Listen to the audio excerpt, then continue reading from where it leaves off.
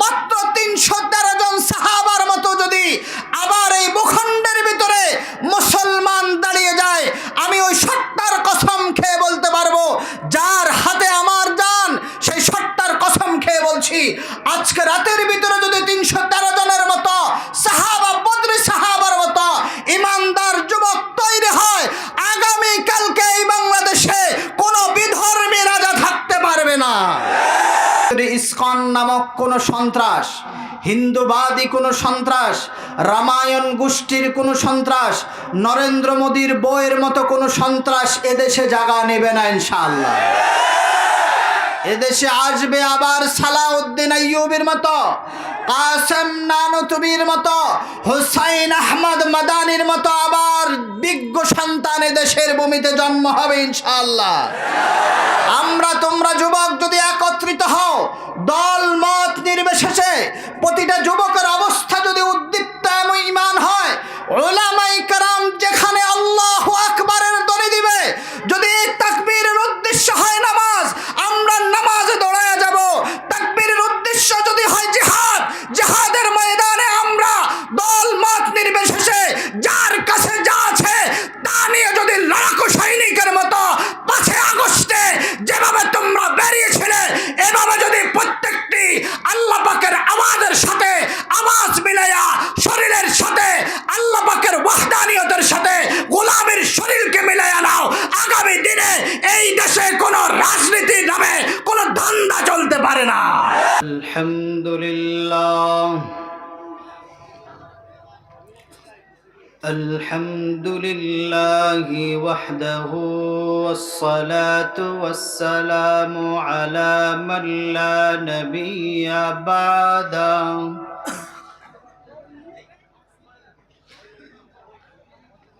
وعلى آله وأصحابه الذين أوفوا وعاهدوا، الذين هم خلاصة العرب العرباء وخير الخلائق بعد الأنبياء.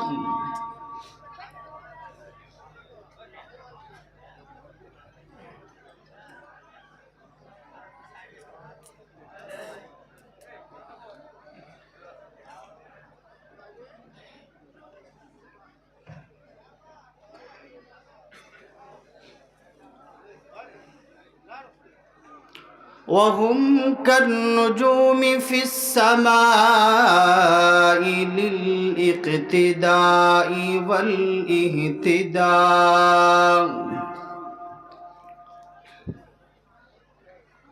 وهم مفاتيح الرحمة ومصابيح الغلل. صلى الله تعالى عليه وعلى آله وأصحابه وبارك وسلم تسليما كثيرا كثيرا.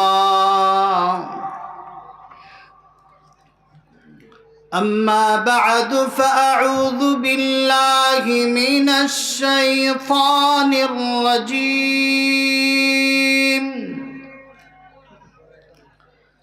بسم الله الرحمن الرحيم.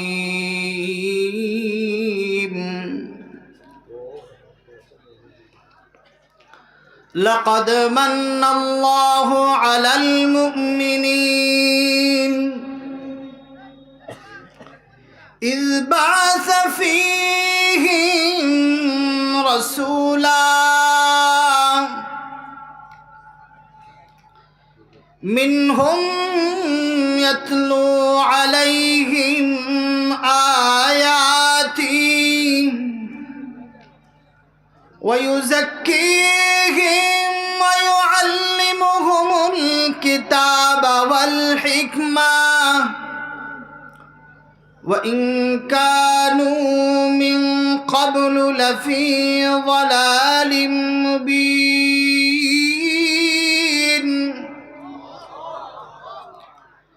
وقال الله سبحانه وتعالى لقد جاءكم رسول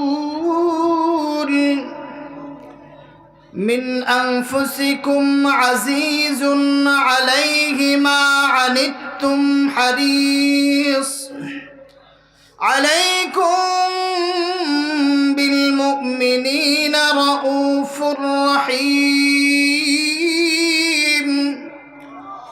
فإن تولوا فقل حسبي الله لا إله إلا هو عليه توكلت وهو رب العرش العظيم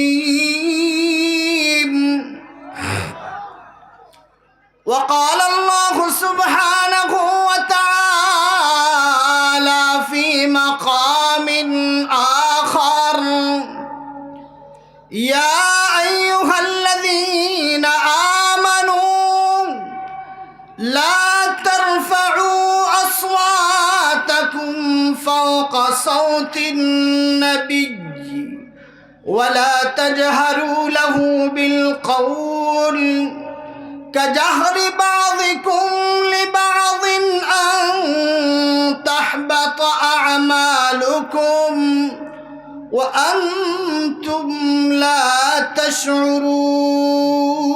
تشعرون قال سيدنا رسول الله صلى الله عليه وسلم أنا دعوة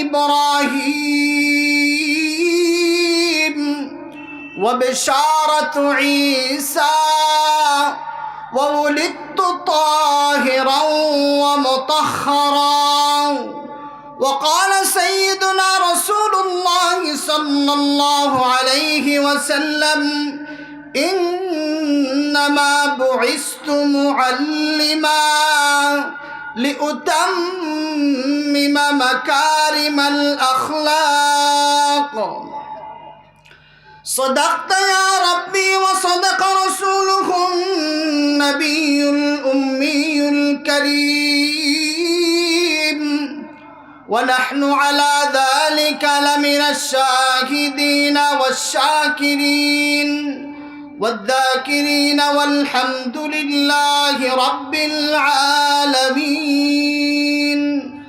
محبت اور شفقت سے درود ابراہیم پڑھو اللہم صلی علی محمد وعلی آل محمد جوڑے آواز پڑھی کما صلیت علی ابراہیم وعلى آل إبراهيم إنك حميد مجيد اللهم بارك على محمد وعلى آل محمد كما باركت على إبراهيم وعلى آل إبراهيم إنك حميد مجيد ওয়াদি হোসেনপুর কিশোরগঞ্জ আল্লাহ পাক এই অঞ্চলের প্রতিটি লোককে দ্বীনের চিরাগ হওয়ার তৌফিক দান করুন এবং সকলকে কোরআনওয়ালাদের সাথে থেকে আগামী ভবিষ্যতের ঈমানি ঝান্ডা হাতে তোলার তৌফিক দান করুন আমরা এমন একজন শ্রেষ্ঠ নবীর উম্মত জিনার জন্মের শুরু থেকে জন্মের আগ থেকে জিনার নবুয়তের ঝান্ডা একের পর এক প্রত্যেকটি নবী ধারণ করেছেন জিনার শোহরত ওয়াকার শান দৌলত ইজ্জত জনম মৃত্যু বাবা মা সব কিছু নিয়ে প্রতিটা জামানার নবী একের পর এক জিনার শোহরত বয়ান করেছেন স্বয়ং আল্লাহ তাআলা জিনার শান মান নিয়ে মিসাক থেকে শুরু করে কিয়ামত পর্যন্ত, কিয়ামত থেকে শুরু করে হাজার হাজার কোটি বৎসর জিনার শান বর্ণনা করবেন, সেই নবীর উম্মত হওয়ার তৌফিক দিয়েছেন। এজন্য সমাস্বরে বলি আলহামদুলিল্লাহ, আরো জোরে বলি আলহামদুলিল্লাহ। রব্বানা লাকাল হামদ। আমরা ওই সত্তার শুকরিয়া করছি যিনি আমাদেরকে বেছে বেছে আদম থেকে হযরতে ঈসা আলাইহিস সালাতু ওয়াস সালাম পর্যন্ত প্রত্যেকটি নবীর উম্মত থেকে বাছাই করে করে সবচেয়ে ভালোবেসে আমাদেরকে যিনি উম্মত বানিয়েছেন, তিনার দরবারে আবার শুকরিয়া করি আলহামদুলিল্লাহ।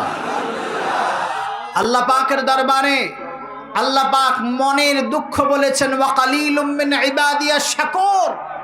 আমার বান্দার অভাব নাই, কিন্তু শুকরগুজার বান্দার অভাব। আজকে হাজার হাজার অগণিত নেয়ামতের ভিতরে আমি আপনি ডুবে আছি, কিন্তু আল্লাহ পাকের প্রশংসা করা আমার ভাগ্যে জুটে না। আমাদের সকালগুলা প্রায় 99 নয় 100% মুসলমান। সকালবেলা তার হয় 7টা 8টা বাজে, সকালবেলার ফজর আমাদের মুসলমানের তকদিরে জুটে না। অথচ আমাদের দাবি আমরা মুসলমান, আমাদের দাবি আমরা ইমানদার। আমাদের সন্তানগুলাকে যদি কেউ কাফের বলে তার উপরে আমরা রাগান্বিত হই, কিন্তু আল্লাহ পাককে খুশি করার জন্য ফজরের সময় ইমামরা মসজিদে আপনাদেরকে খুঁজে পায় না। এই যুবকগুলো শুধু মুখের বাক্যে যুবক। আজকে ইমানি বলিয়ানে মাত্র 313 জন সাহাবার মতো যদি আবার এই ভূখণ্ডের ভিতরে মুসলমান দাঁড়িয়ে যায়, আমি ওই সত্তার কসম খেয়ে বলতে পারবো, যার হাতে আমার জান, সেই সত্তার কসম খেয়ে বলছি, আজকে রাতের ভিতরে যদি 313 জনের মতো সাহাবা, বদরি সাহাবার মতো ইমানদার যুবক তৈরি হয়, আগামী কালকে এই বাংলাদেশে কোনো বিধর্মী রাজা থাকতে পারবে না।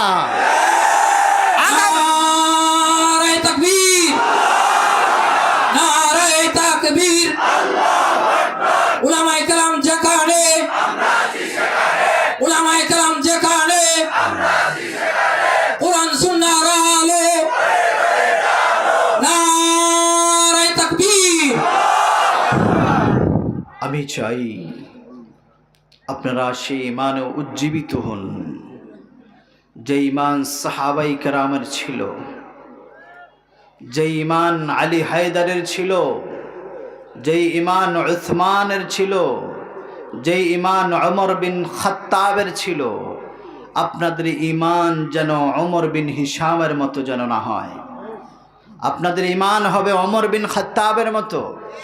এই ইমান যদি একটু জেগে উঠতে পারে, ওয়াল্লাহি খোদার কসম, এই দেশের ভিতরে ইসকন নামক কোনো সন্ত্রাস, হিন্দুবাদী কোনো সন্ত্রাস, রামায়ণ গোষ্ঠীর কোনো সন্ত্রাস, নরেন্দ্র মোদীর বইয়ের মতো কোনো সন্ত্রাস এদেশে জায়গা নেবে না ইনশাআল্লাহ।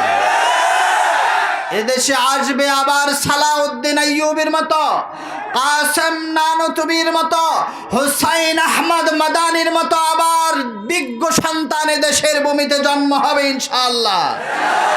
আমরা তোমরা যুবক যদি একত্রিত হও, দল মত নির্বিশেষে প্রতিটা যুবকের অবস্থা যদি উদ্দীপ্ত এবং ঈমান হয়, উলামায়ে কেরাম যেখানে আল্লাহু আকবারের ধ্বনি দিবে, যদি তাকবীরের উদ্দেশ্য হয় নামাজ, আমরা নামাজে দৌড়ায়া যাব।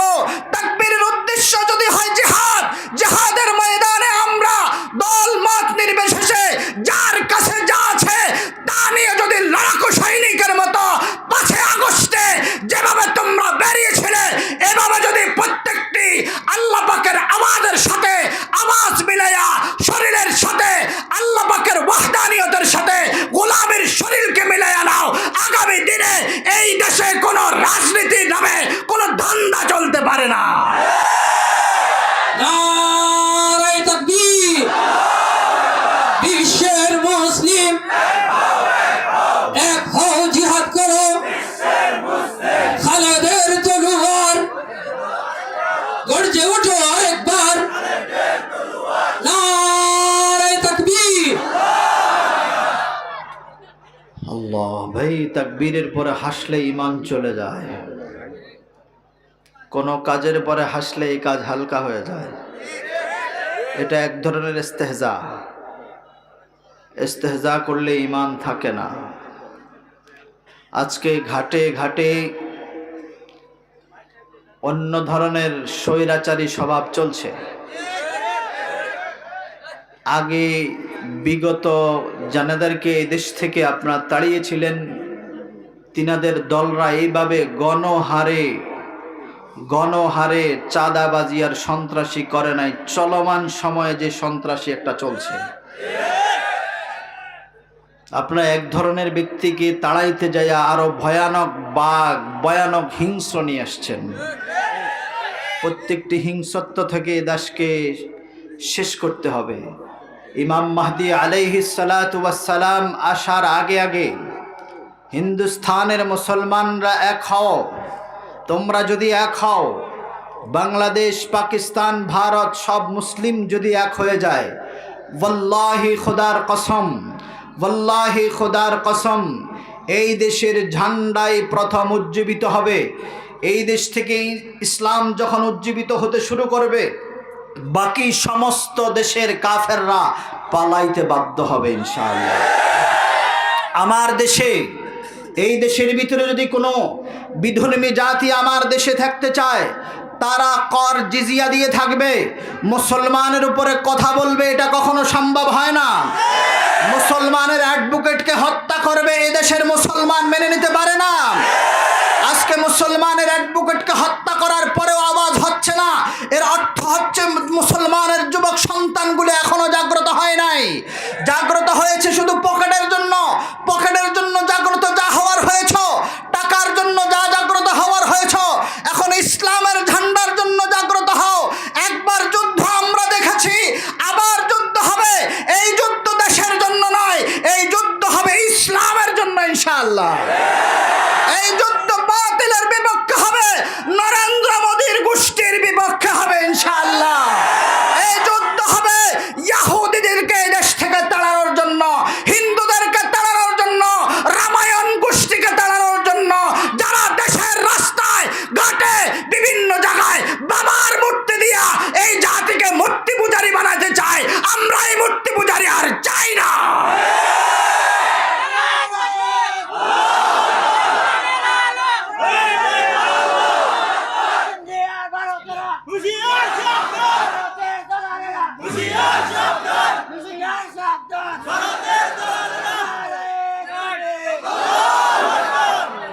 भाई आवाज बंद कर दो भाई, ना হাসো। একজনের জন্য পুরা মজলিস নষ্ট করবেন না, সাবধান। আমরা এখানে আসছি জাদ্দিদু ঈমানাকুমের মিসাল হওয়ার জন্য। আমরা মুযাকারা করে আমরা আমাদের ঈমানকে বাড়াইতে চাই। আপনারা সবাই চান? কারা কারা চান? ইনশাআল্লাহ। কি বাড়াবো আমরা? সমস্যারে কি বাড়াবো? কি বাড়াবো? মাশাআল্লাহ।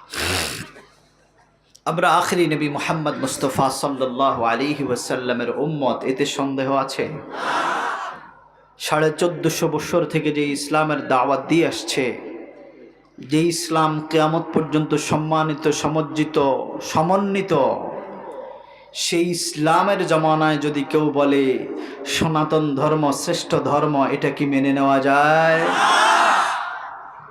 কেউ যদি বলে যে কি জানো উৎসব সবার, আরেক শব্দ কি, ধর্ম যার যার উৎসব সবার, এই স্লোগান জানারা দেন, তিনারা তো কখনো দিলেন না। কোরবান, ধর্ম যার যার, গরু জবাই সবার, এটা কখনো দিয়েছে? জোরে বলেন। ধর্ম যার যার, রোজা সবার, এটা কেউ বলেছে? ধর্ম যার যার, জুমার দিনের মসজিদ সবার, কেউ বলেছে?